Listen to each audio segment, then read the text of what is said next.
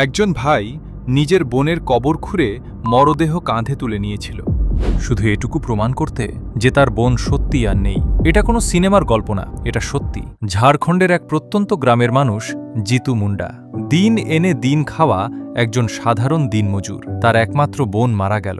শোকের মাঝেও সংসার চলে না। বোনের ব্যাংক অ্যাকাউন্টে পড়েছিল মাত্র 19,300 টাকা। সেই টাকা তার কাছে ছোট ছিল না, হয়তো কয়েক মাসের চাল ডাল, হয়তো একটু ওষুধ, হয়তো ছেলে মেয়ের মুখে দুটো খাবার, বেঁচে থাকার শেষ অবলম্বন। সে ব্যাংকে গেল, কিন্তু ব্যাংক বলল মৃত্যুর সরকারি প্রমাণ চাই, ডেথ সার্টিফিকেট লাগবে। অশিক্ষিত নিঃস্ব সেই মানুষটা কাগজের দুনিয়ার নিয়ম বোঝে না। সে জানে না ডেথ সার্টিফিকেট কোথায় পাওয়া যায়, কিভাবে বানাতে হয়, কার কাছে যেতে হয়। তার কাছে মৃত্যুর সবচেয়ে বড় প্রমাণ ছিল বুকের ভেতর জমে থাকা যন্ত্রণা আর বোনের কবর। তাই সে ফিরে গেল সেই কবরের কাছে, হাতে তুলে নিল কোদাল, একটু একটু করে মাটি সরালো, আর বোনের দেহাবশেষ কাঁধে তুলে হাঁটল ব্যাংকের দিকে। একটু থামুন, একটু ভাবুন, কতটা অসহায় হলে একজন ভাই তার মৃত বোনের শেষ ঘুমটুকুও ভাঙাতে বাধ্য হয়।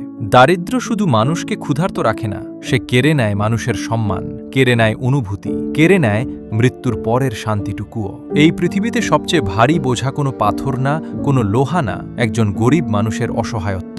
ভিডিওটি ভালো লাগলে একটি ফলো করুন।